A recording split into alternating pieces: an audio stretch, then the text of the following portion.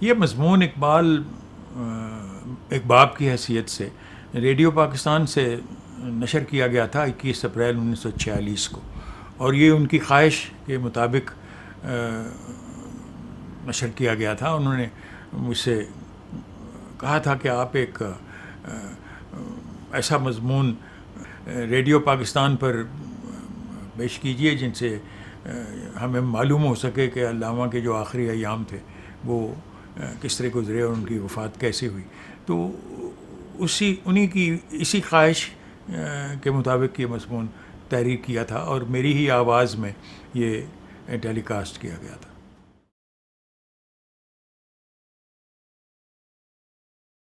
جی ہاں، میں سمجھتا ہوں کہ شاید یہ پہلی تحریر ہی ہے، اس سے پیشتر میں نے اس موضوع پر قلم نہیں اٹھایا تھا.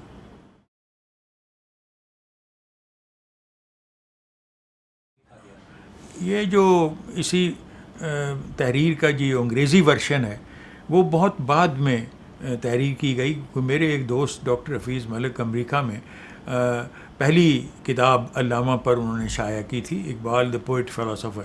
تو ان کی یہ خواہش تھی کہ چونکہ یہ کتاب انگریزی میں ہے تو میں یہ مضمون جو ہے اقبال ایک باب کی حیثیت سے اس کا انگریزی ترجمہ کر دوں اور وہ اس کو شائع کر لیں. تو میں نے تو اس کا ترجمہ جو اردو میں یہ مقالہ تھا وہ اسی طرح اس کا انگریزی ترجمہ کر دیا تھا. اس میں اگر کوئی فرق ہے تو وہ انہوں نے اپنی ایڈیٹنگ سے اپنی کتاب میں شائع کرنے کی خاطر کیا ہو تو کیا ہو، میں اس کے متعلق نہیں کہہ سکتا کچھ.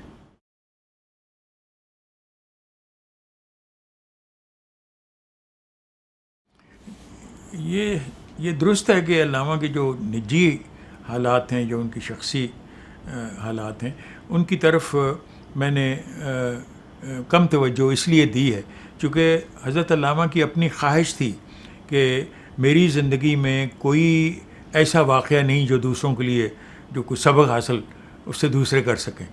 البتہ میری جو خیالات کی ارتقاء ہے وہ ایک ایسا موضوع ہے جس پر میں خود لکھنا چاہتا ہوں. تو اس چیز کو، ان کے اس بیان کو ذہن میں رکھتے ہوئے میں نے جس وقت ان کی یہ بایوگرافی زندہ رود تحریر کرنے کا قصد کیا تو اس میں یہ ساتھ ساتھ یہی خیال جو تھا وہ میرے ذہن پہ تھا کہ زیادہ اصرار ان کی جو فکری ارتقاء ہے اس پر کیا جائے بنسبت ان کی نجی زندگی کے. اقبال ایک باپ کی حیثیت سے میں نے سن رکھا ہے کہ میری پیدائش سے چند سال قبل ابا جان شیخ احمد سرہندی مجدد الفسانی کی بارگاہ میں حاضر ہوئے اور دعا کی کہ اللہ تعالیٰ انہیں ایک بیٹا عطا کرے. آپ نے حضرت مجدد سے یہ عہد بھی کیا کہ اگر خداوند تعالیٰ نے انہیں بیٹا دیا تو اسے ساتھ لے کر مزار پر حاضر ہوں گے. آپ کی دعا پوری ہوئی اور کچھ عرصے بعد جب میں نے ہوش سنبھالا تو مجھے اپنے ہمراہ لے کر دوبارہ سرہند شریف پہنچے. اس سفر کے دھندلے سے تصورات میری نگاہوں کے سامنے ابھرتے ہیں کہ میں ان کے ساتھ ان کی انگلی پکڑے مزار میں داخل ہو رہا ہوں. گنبد کے تیرہ و تار مگر پروقار ماحول نے مجھ پر ایک ہیبت سی طاری کر رکھی ہے. پھٹی پھٹی نگاہوں سے میں اپنی چاروں طرف گھور رہا ہوں جیسے میں اس مقام کی خاموش فضا سے کچھ شناسا ہوں. ابا جان نے مجھے اپنے قریب بٹھا لیا، پھر انہوں نے قرآن مجید کا ایک پارہ منگوایا اور دیر تک پڑھتے رہے. اس وقت صرف ہم دو ہی تربت کے قریب بیٹھے تھے. گنبد کی خاموش اور تاریک فضا میں ان کی آواز ایک ارتعاش پیدا کر رہی تھی. میں نے دیکھا کہ ان کی آنکھوں سے آنسو امٹ کر رخساروں پر ڈھلک آئے ہیں. ایک روز وہاں ٹھہرنے کے بعد ہم گھر واپس آ گئے، لیکن مجھ پر اس راز کا انکشاف نہ ہوا کہ آخر اس مزار پر جانے کا مقصد کیا تھا اور وہ آنسو کس لیے تھے. مجھے یاد ہے میں بچپن میں اکثر یہی سوچا کرتا. اپنی زندگی میں ابا جان نے مجھے شاید ہی کوئی ایسا موقع دیا ہوگا جس سے میں ان کی شفقت یا اس الفت کا اندازہ لگا سکتا جو انہیں میری ذات سے تھی.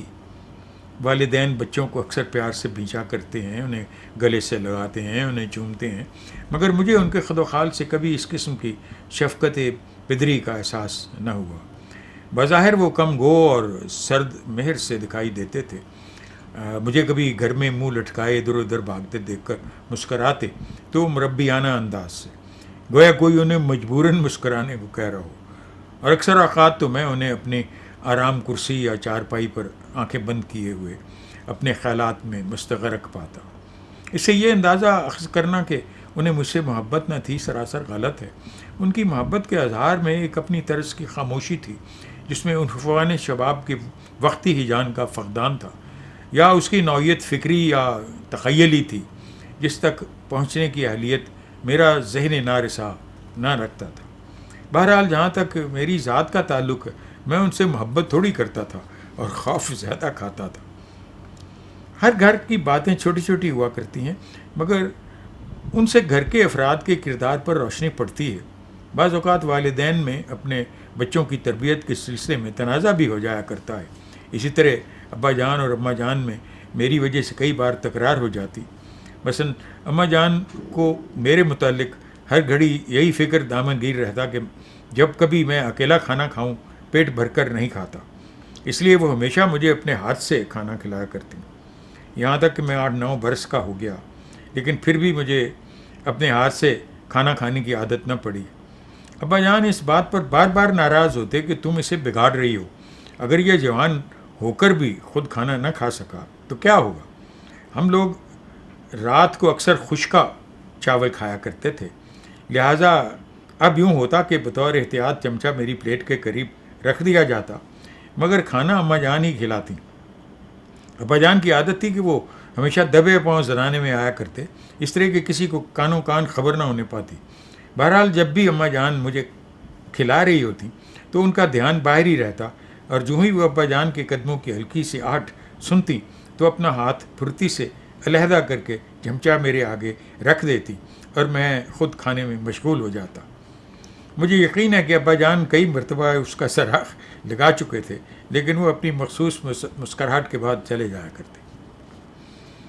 میں بچپن میں بہت شریر تھا، پڑھائی سے بھی کوئی خاص دلچسپی نہ تھی، اس لیے اماں جان سے مار کھانا میرا معمول بن چکا تھا۔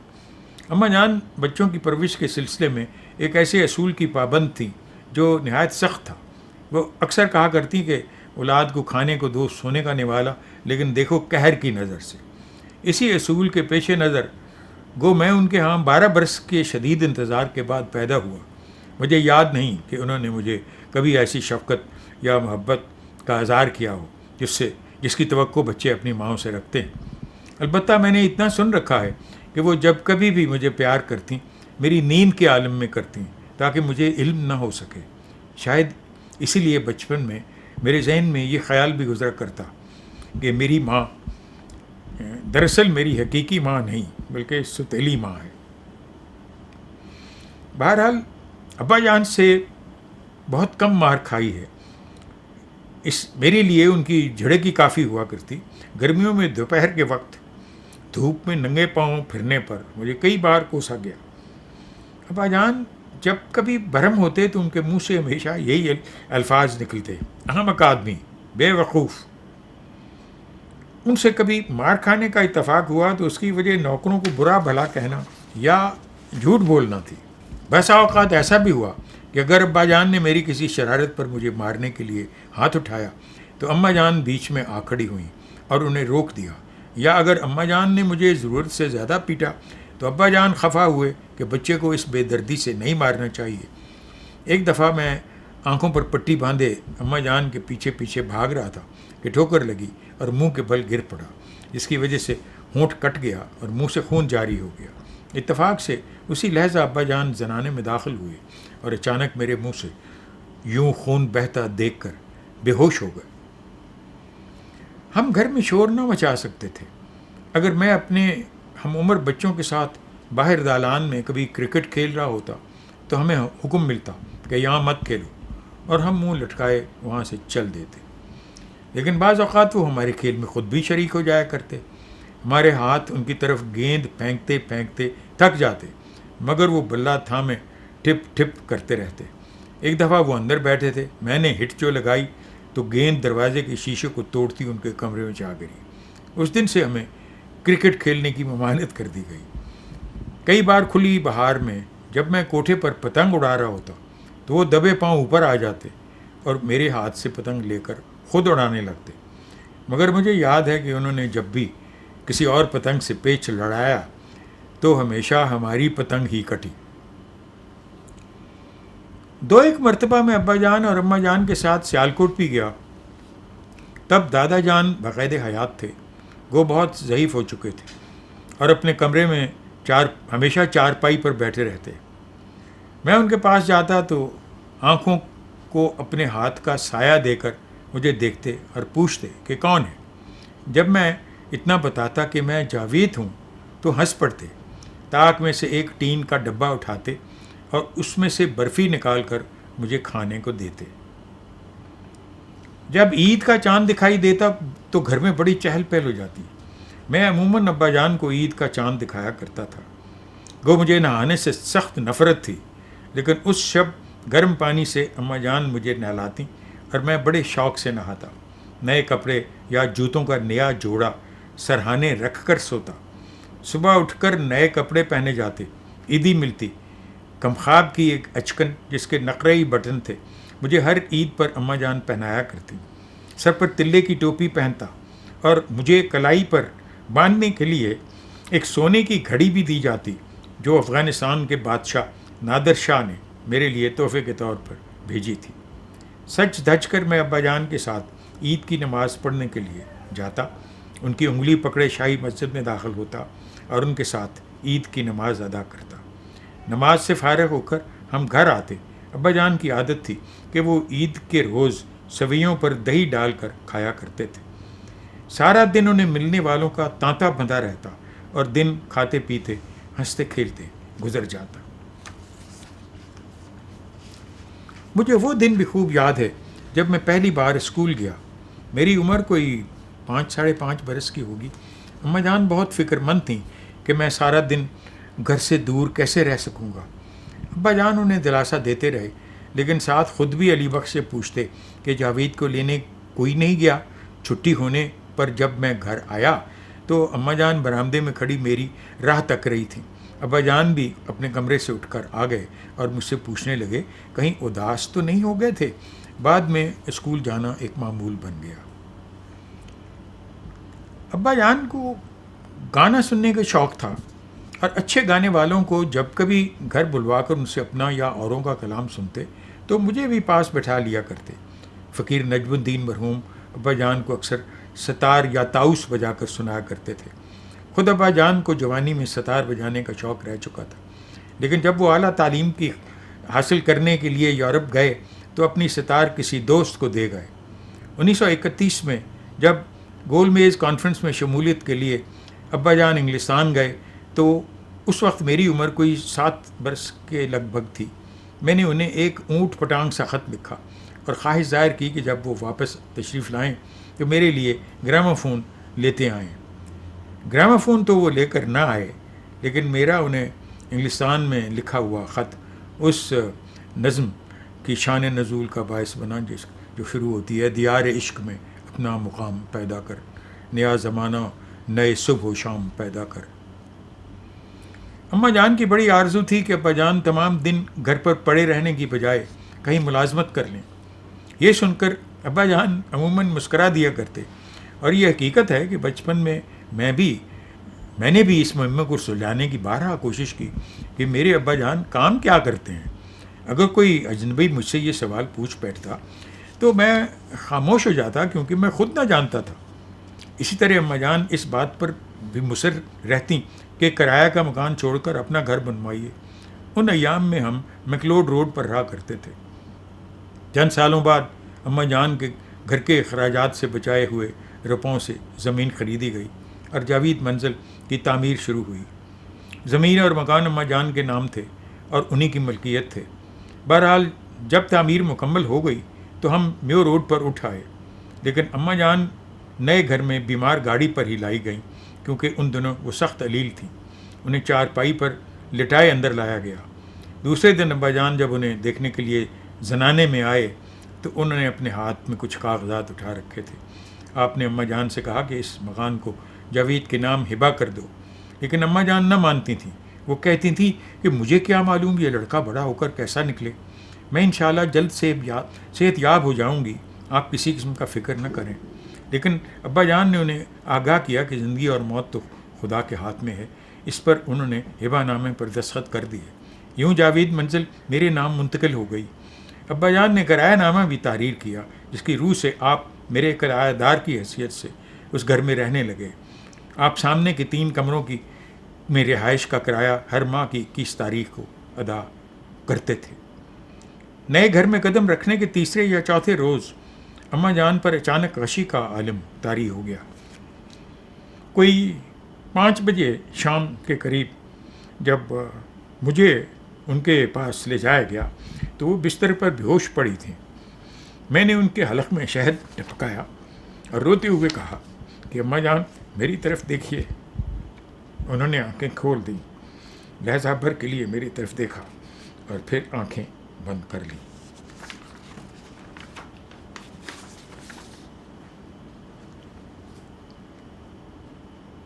اسی شام انہوں نے غشی کے عالم میں دائی اجل کو لبیک کہا اور رات کو دفن کر دی گئی۔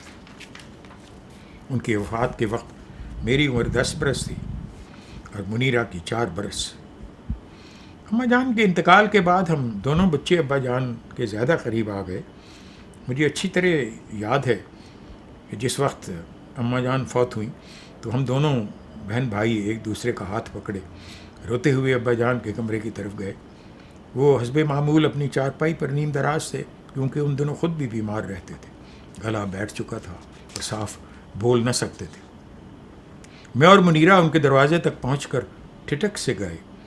یوں روتے کھڑا دیکھ کر انہوں نے انگلی کے اشارے سے ہمیں قریب آنے کو کہا، اور جب ہم ان کے نزدیک پہنچے تو ایک پہلو میں مجھے اور دوسری میں منیرہ کو بٹھا لیا۔ پھر اپنے دونوں ہاتھ پیار سے ہمارے کندھوں پر رکھ کر قدرے کرختگی سے مجھ سے گویا ہوئے، تمہیں یوں رونا چاہیے، یاد رکھو تم تو مرد ہو اور مرد کبھی نہیں رویا کرتے۔ اس کے بعد اپنی زندگی میں پہلی بار انہوں نے ہم دونوں بہن بھائیوں کی پیشانیوں کو باری باری چوما۔ اماں جان کی بے وقت موت نے ابا جان کو پئی مردہ کر دیا، لیکن اب وہ ہم دونوں بچوں کا بے حد خیال رکھنے لگے۔ ہمیں حکم تھا کہ ان سے مل کر اسکول جایا کریں۔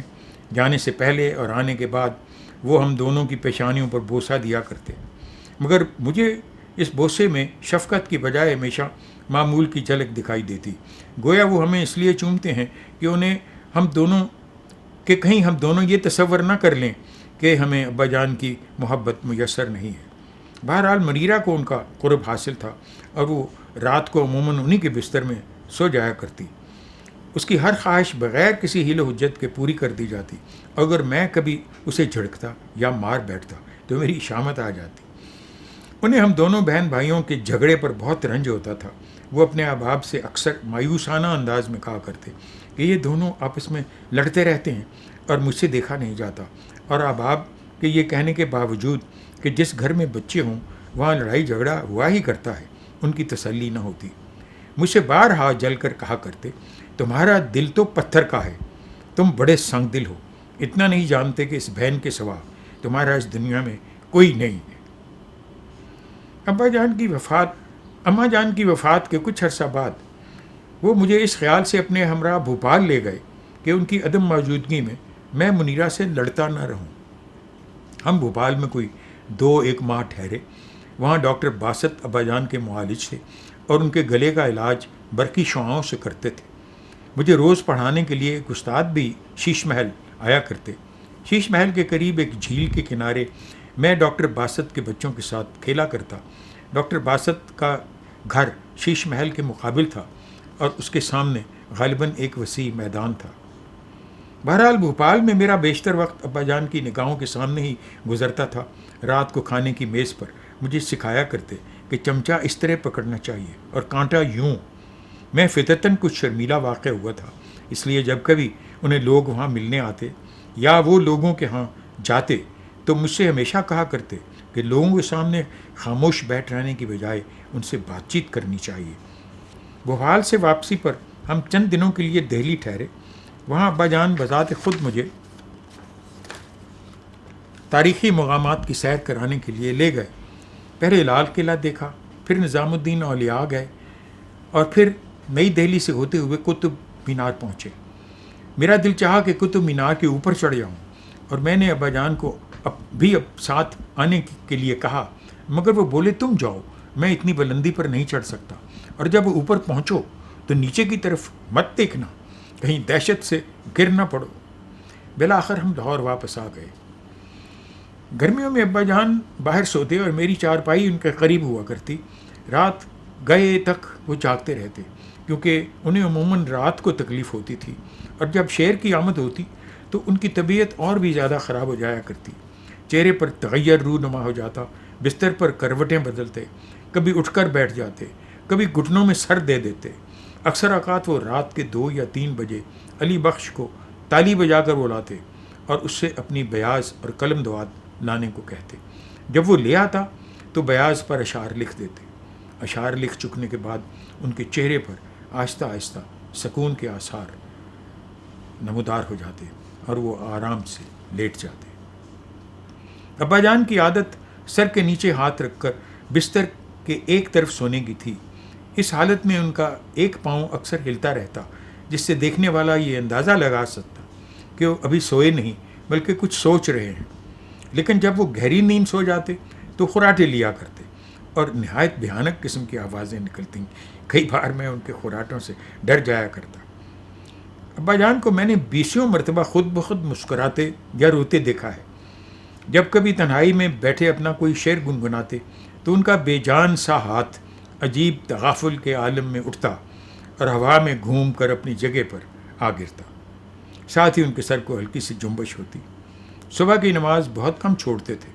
گرمیوں میں باہر رکھے ہوئے تخت پر ہی نیت باندھ دیتے. دھوتی اور بنیان زیب تن ہوتی اور سر پر تولیہ رکھ لیتے.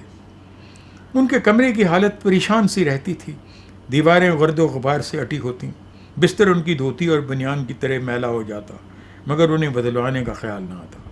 منہ دھونے اور نہانے سے گھبراتے, اور اگر کبھی مجبوراً باہر جانا پڑتا تو کپڑے بدلتے وقت سر داہیں بھرا کرتے. وہ فطرتاً سست تھے, اس لیے اگر کہیں وقت کی پابندی ہوتی تو انہیں ہمیشہ دیر ہو جایا کرتی. ویسے چارپائی پر نیم دراز پڑے رہنے میں بہت خوش رہتے. کئی بار دوپہر کا کھانا کسی کتاب میں منہمک ہونے کی وجہ سے بھول جایا کرتے, اور جب وہ کتاب ختم ہو جاتی تو علی بخش کو بلوا کر معصومانہ انداز میں پوچھتے, کیوں بھائی, میں نے کھانا کھا لیا ہے. شام کو گھر کے دالان ہی میں 2-1 چکر کاٹ لیا کرتے. اس کے سوا ان کی زندگی میں بظاہر کامل جمود تھا. اماں جان کی وفات کے بعد ابا جان نے خضاب لگانا ترک کر دیا تھا. ایک دن میں نے ان سے اثر نو خضاب شروع کرنے کو کہا تو مسکرا کر بولے, میں اب بوڑھا ہو چکا ہوں. میں نے پھر کہا, لیکن ابا جان ہم تو آپ کو جوان دیکھنا چاہتے ہیں. شاید اس خیال سے کہ بچے میرے سفید بالوں کو دیکھ کر مجھے ضعیف سمجھنے لگے ہیں, انہوں نے پھر سے خضاب لگانا شروع کر دیا, مگر چند ہی مہینوں بعد پھر چھوڑ دیا, اور میری ہمت نہ پڑی کہ انہیں دوبارہ خضاب شروع کرنے کو کہوں. مجھے مصوری سے بھی دلچسپی تھی, لیکن ابا جان کو میرے اس شوق کا علم نہ تھا. ایک مرتبہ میں نے ایک تصویر بنائی جو اتفاق سے خاصی اچھی بن گئی. ان دنوں تایا جان سیالکوٹ سے لاہور آئے ہوئے تھے اور ہمارے ہاں مقیم تھے. تایا جان خود انجینئر تھے, لیکن جب انہوں نے میری بنائی ہوئی تصویر دیکھی تو بے حد خوش ہوئے. فوراً تصویر ہاتھ میں لے کر ابا جان کو دکھانے چلے گئے. میں بھی ان کے پیچھے پیچھے گیا. ابا جان کو پہلے تو یقین نہ آتا تھا کہ یہ تصویر میں نے بنائی ہے, لیکن جب انہیں یقین آ گیا تو میری حوصلہ افزائی کرنے لگے. کچھ عرصہ بعد انہوں نے فرانس, اطالیہ اور انگلستان سے میرے لیے خاص طور پر آرٹ کی کتب منگوائیں. انہیں خیال تھا کہ دنیا کے بہترین مصوروں کے شاہکار کو دیکھ کر مصوری کے لیے میرا شوق بڑھے گا, لیکن نتیجہ اس کے برعکس نکلا. جب میری نگاہ سے مصوری کے شاہکار گزرے تو میں نے اس خیال سے ہمت ہار دی کہ اگر میں ساری عمر بھی کوشش کروں تو ایسی خوبصورت تصاویر نہیں بنا سکتا. ابا جان کی تمنا تھی کہ میں تقریر کرنا سیکھوں. اس کے علاوہ وہ یہ بھی چاہتے تھے کہ میں کشتی لڑا کروں. چنانچہ اس سلسلے میں میرے لیے گھر میں ایک اکھاڑا بھی کھدوا دیا گیا. وہ اکثر کہا کرتے کہ اکھاڑے کی مٹی میں ڈنڈ پیلنا یا لنگوٹی باندھ کر لیٹ رہنا صحت کے لیے نہایت مفید ہے. پھر بڑی عید کے روز مجھے ہمیشہ تلقین کیا کرتے کہ بکرے کے ذبح ہوتے وقت میں وہاں موجود رہوں. لیکن ان کا اپنا یہ حال تھا کہ کسی قسم کا خون بہتے نہ دیکھ سکتے تھے. ابا جان میں قوت برداشت کی انتہا تھی، مگر جب ایک مرتبہ کسی سے ناراض ہو جاتے تو پھر ساری عمر اس کا چہرہ دیکھنے کے روادار نہ ہوتے. ابا جان کے عقیدت مندوں میں ایک حجازی عرب بھی تھے جو کبھی کبھار انہیں قرآن مجید پڑھ کر سنایا کرتے. میں نے بھی ان سے قرآن مجید پڑھا ہے. ان کی آواز بڑی پیاری تھی.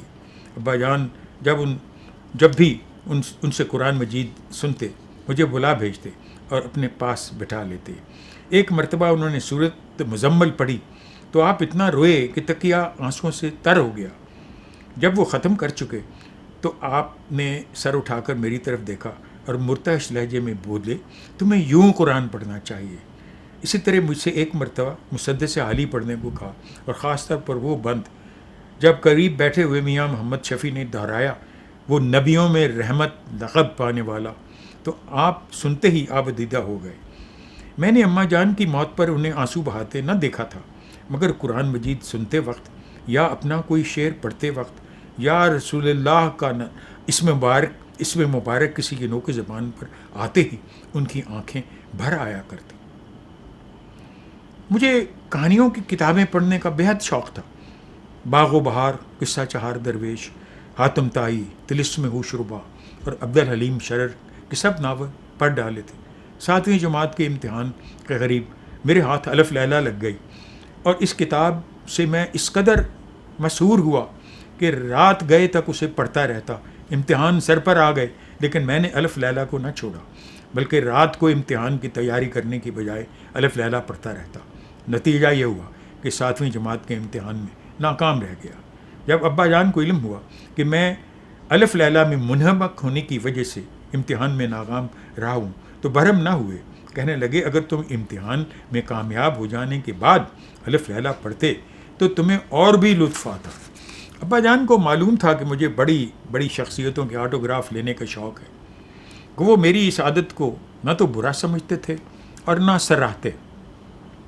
لیکن ایک شام انہوں نے مجھے خاص طور پر بلوا کر کہا کہ ہمارے یہاں ایک مہمان آ رہے ہیں، جب وہ آ کر بیٹھ جائیں تو تھوڑی دیر بعد میں کمرے میں داخل ہوں اور ان سے آٹوگراف لینے کی استدعا کروں. چنانچہ جب مہمان تشریف لے آئے تو میں ان کے حکم کے مطابق کمرے میں داخل ہوا. ابا جان کے پاس ایک دبلے پتلے مگر نہایت خوش پوش شخص بیٹھے تھے. ان کی نگاہوں میں عقاب ایسی پھرتی تھی، اور ان کے ساتھ سفید کپڑوں میں ملبوس ایک دبلی پتلی خاتون بھی تھیں. ابا جان نے ان سے میرا تعارف کرایا اور میں نے آٹوگراف کی کتاب آگے بڑھا دی. مہمان نے مجھ سے انگریزی میں پوچھا، کیا تم بھی شعر کہتے ہو؟ میں نے کہا، جی نہیں. اس پر انہوں نے سوال کیا، تو پھر تم بڑے ہو کر کیا کرو گے؟ میں خاموش رہا. وہ ہنستے ہوئے ابا جان سے مخاطب ہوئے، کوئی جواب نہیں دیتا. یہ جواب نہیں دے گا، ابا جان بولے، کیونکہ یہ اس دن کا منتظر ہے جب آپ اسے بتائیں گے کہ اسے کیا کرنا ہے. میری آٹوگراف کی کتاب پر دستخط کر دیے گئے.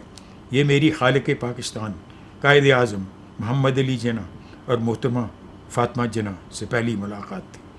تب قائد اعظم کو پنجاب میں زیادہ لوگ نہ جانتے تھے اور مسلم عوام پاکستان کے تصور سے ابھی روشناس نہ ہوئے تھے. بہرحال میں نے اس مختصر سے عرصے میں یہ اندازہ لگا لیا کہ ابا جان ان کی کس قدر عزت کرتے ہیں. آخری ایام میں ابا جان کی نظر بہت کمزور ہو گئی تھی، اس لیے مجھے حکم تھا کہ انہیں ہر روز صبح اخبار پڑھ کر سنایا کروں. اگر کسی لفظ کا تلفظ غلط ادا کر جاتا تو بہت خفا ہوتے. اسی طرح رات کو میں انہی کی کوئی غزل گا کر بھی سنایا کرتا. ان دنوں مجھے ان کی صرف ایک ہی غزل یاد تھی، گیسوئے تابدار کو اور بھی تابدار کر. ابا جان کے سامنے وہ غزل پڑھنا میرے لیے ایک عذاب ہوا کرتا. اگر کوئی شعر غلط پڑھ جاتا تو وہ ناراض ہوتے اور کہتے، شعر پڑھ رہے ہو یا نثر. ابا جان سے لوگ گھر پر ہی ملنے آتے. ہر شام احباب کی محفل جمع کرتی. ان کی چارپائی کے گرد بہت سی کرسیاں رکھی ہوتی اور لوگ ان پر آ کر بیٹھ جایا کرتے. آپ چارپائی پر لیٹے ان سے باتیں کرتے رہتے اور ساتھ ساتھ حقہ بھی پیتے جاتے.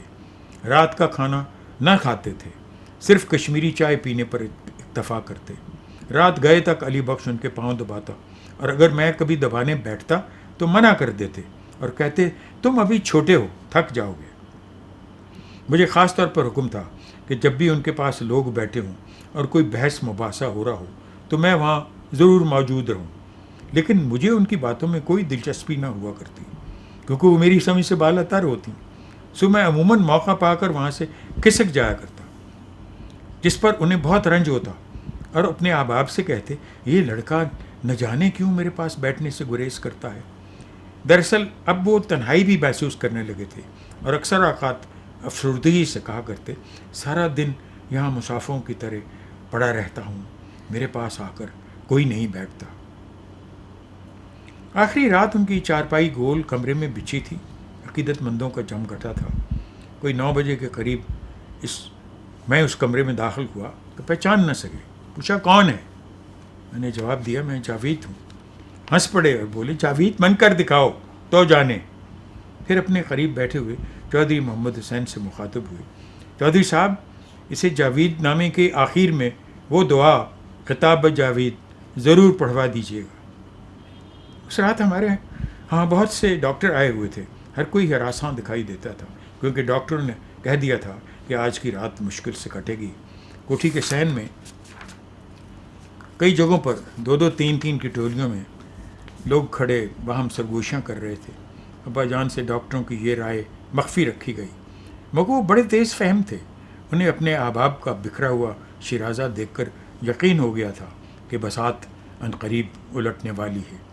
اس کے باوجود وہ اس رات معمول سے زیادہ حشاش بشاش نظر آتے تھے۔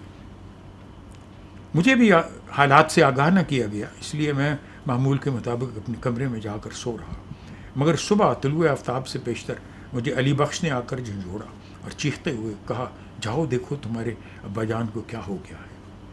نیند اچانک میری آنکھوں سے کافور ہو گئی، میں گھبرا کر اٹھ بیٹھا۔ گھر کے مختلف حصوں سے کراہنے اور سسکیاں بھرنے کی بچھی ہوئی آوازیں اٹھ رہی تھیں۔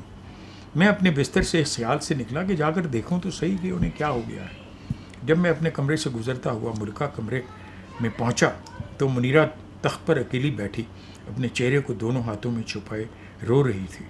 مجھے ابا جان کے کمرے کی جانب بڑھتے دیکھ کر وہ لپکی، میری طرف لپکی اور میرے بازو سے چمٹ گئی۔ اس کے قدم لڑکھڑا رہے تھے لیکن اس کے باوجود وہ میرے ساتھ چل رہی تھی۔ ہم دونوں ان کے کمرے کے دروازے تک پہنچ کر رخ سے گئے۔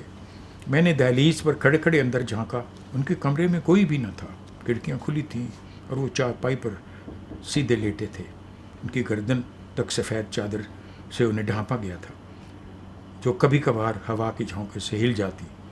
ابا جان کی آنکھیں بند تھیں، چہرہ قبلے کی طرف تھا، مونچھوں کے بال سفید ہو چکے تھے اور سر کے بالوں کے کناروں پر میرے کہنے سے آخری بار لگائے ہوئے خضاب کی ہلکی سی سیاہی موجود تھی۔ منیرہ کی ٹانگیں دہشت سے کانپ رہی تھیں، اس نے میرے بازو کو بہت زور سے پکڑ رکھا تھا اور مجھے اس کی سسکیوں کی آواز صاف سنائی دے رہی تھی، مگر میں کوشش کے باوجود بھی رو نہ سکتا تھا۔ مجھے خوف تھا کہ اگر میں رو دیا تو وہ ابھی اٹھ کھڑے ہوں گے اور اپنی انگلی کے اشارے سے ہم سے قریب آنے کو کہیں گے، اور جب ہم ان کے قریب پہنچ جائیں گے وہ اپنے ایک پہلو میں مجھے اور دوسرے پہلو میں منیرہ کو بٹھا لیں گے، پھر اپنے دونوں ہاتھ پیار سے ہمارے کندھوں پر رکھ کر قدرے کرختگی سے مجھ سے کہیں گے تمہیں یوں نہ رونا چاہیے، یاد رکھو تم مرد ہو اور مرد کبھی نہیں رویا کرتے۔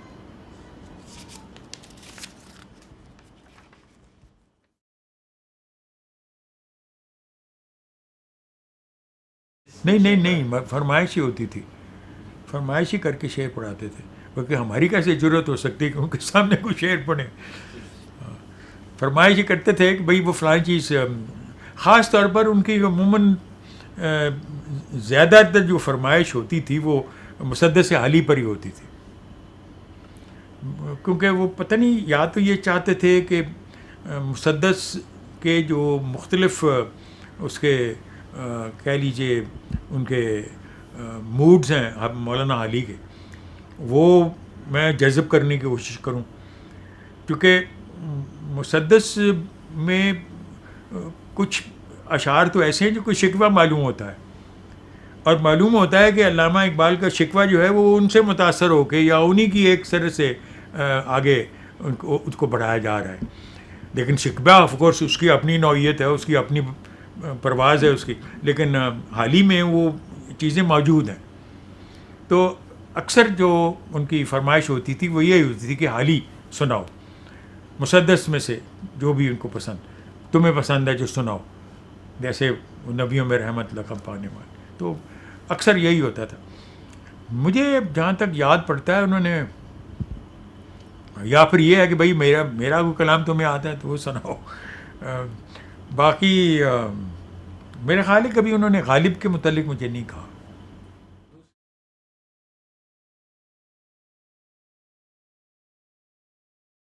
لوگوں سے فرمائش کر کے اس لحاظ سے سنتے تھے کہ مثلا جس طرح یہ نیازی صاحب آتے تھے. اب نیازی صاحب تو ان کے پاس ایک اپنی قسم کا بجلی کا ہارمونیم بھی ہوتا تھا. وہ ہارمونیم پر ان کو گا کے سناتے تھے, ان کی غزلیں بھی اور ان کی جو بھی فرمائش ہوتی تھی. اور اس وقت ہو سکتا ہے کہ انہوں نے سے فرمائش کی ہو, اور یا تو پھر وہ دیوان علی کو کہتے تھے کہ بھائی تم کو پنجابی کی چیز سناؤ, وہ سنتے تھے.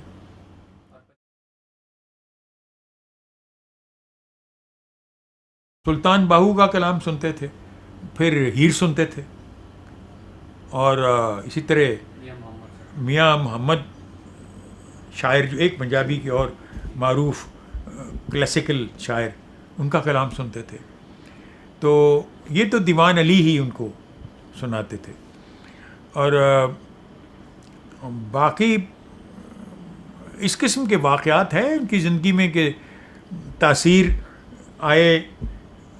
ان کے ساتھ نیا رسالہ ایک نکلا تھا, کامران, وہ لے کے ان کے ایڈیٹر کو آئے کہ جی نیا رسالہ ہے, آپ کی غزل لے کے جانی ہے. اور انہوں نے تاثیر کو جواب دیا کہ تم بطور سفارشی آئے ہو, تو میرا تو یہ حال ہے کہ میں نے ابھی جاوید نامہ ختم کیا ہے. تو اب فارسی کے شعر لکھنے کے بعد اردو میں کوئی شعر کہنا تو اسی طرح ہے جیسے کہ سنگ مرمر کی عمارت کے بعد آپ گارے کی عمارت بناؤ. تو مجھ سے تو شعر اردو کا کہا نہیں جا رہا, فارسی شعر کہنے کی عادت ہو گئی. تو پھر اس نے کہا جی نہیں, غزل تو ضرور لے کے جانی. تو تاثیر کو کہا کہ بھئی تم کچھ اپنا کلام سناؤ تاکہ شاید اس سے مجھے تحریک ہو. تو اس نے پھر وہ سنائی اپنی غزل کہ زلف آوارہ گریباں چاک اے مست شباب, تیری صورت سے تجھے درد آشنا سمجھا تھا میں. تو اس پر پھر وہ کہا کہ کوئی ردیف قافیے میں تھوڑی تبدیلی ہو جائے تو کوئی حرج تو نہیں. تو تاثیر نے رہ کے مارے کہا کہ خدا کا واسطہ ہے, ضرور تبدیلی ہونی تو میری غزل تو غارت ہو جائے گی. تو پھر اس پر وہ غزل انہوں نے اپنی سنانی شروع کی, جس میں وہ فرماتے ہیں کہ اس جہاں کو بے قراں سمجھا تھا میں, داور محشر کو اپنا رازداں سمجھا تھا میں. روز محشر وہ جو کیا خوب رسوائی ہوئی, داور محشر کو اپنا رازداں سمجھا تھا میں. تو اس قسم کی فرمائشیں دوست احباب سے بھی ہو جاتی تھیں.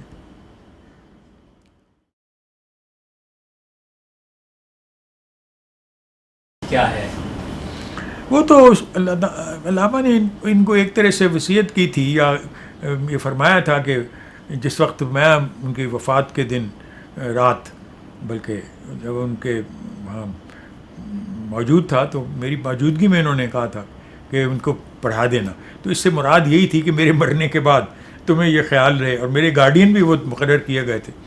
تو چودھری صاحب, میں تو سمجھتا ہوں کہ جو کچھ میں نے اقبال کے متعلق بھی پایا ہے یا جو کچھ میں بنا ہوں وہ چودھری محمد حسین کی وجہ سے ہوں. چونکہ میرے لیے تو باپ سے تو اتنی قربت رہنے کا موقع نہیں ملا, لیکن چودھری صاحب ان کے ایک طرح سے دستے راست تھے. تو میں تو عقیدتاً ان کو اپنا روحانی باپ سمجھتا ہوں. اور جس وقت میں انگلستان سے واپس آیا ہوں تو تب بھی میں پہلے اپنے باپ کی قبر پر نہیں گیا, پہلے انہی کی تربت پر گیا. اور پھر مجھے محسوس ہوا کہ وہ میرے ساتھ آ رہے ہیں. اور مجھے تلقین کر رہے ہیں کہ اپنے باپ کی قبر پر بھی جاؤ. ان سے ایک روحانی تعلق ہے جو اتنا گہرا باپ سے نہیں ہے جتنا ان کے ساتھ.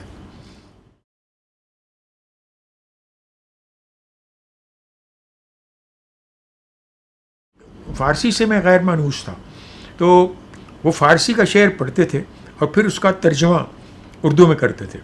لیکن جس انداز میں وہ غالب کے اشعار، حالانکہ وہ غالب یہ اہل حدیث سے ان کا تعلق تھا اور وہ غالب کی شاعری کو غالباً پسند نہیں کرتے تھے، مگر جب وہ پڑھاتے تھے تو وہ کہیں اور ہی سمت میں چلے جاتے تھے، اور میں محسوس کرتا تھا کہ میں بھی ان کے پیچھے پیچھے جس سمت میں وہ جا رہے ہیں میں بھی جا رہا ہوں. لیکن غالب پڑھاتے وقت کچھ ماحول اور ہوتا تھا. اور خطاب جاوید میں ایک تو یہ ہے کہ وہ دراصل خطاب یاد نو ہے، وہ صرف مجھ سے ہی یعنی انفرادی طور پر خطاب نہیں، وہ ایک جنرل خطاب بھی ہے. تو اس میں جو اس کی یعنی کہہ لیجئے جنریلٹی کا پہلو ہے، اس اعتبار سے وہ اتنا کم از کم مجھے ایسے محسوس ہوا وہ اتنا مؤثر نہیں جتنا کہ انفرادی طور پر اگر وہ جیسے وہ دوسری نظم جو ہے خطاب جاوید دیار عشق میں اپنا مقام پیدا کر، وہ زیادہ پرسنل ہے بنسبت خطاب جاوید کے.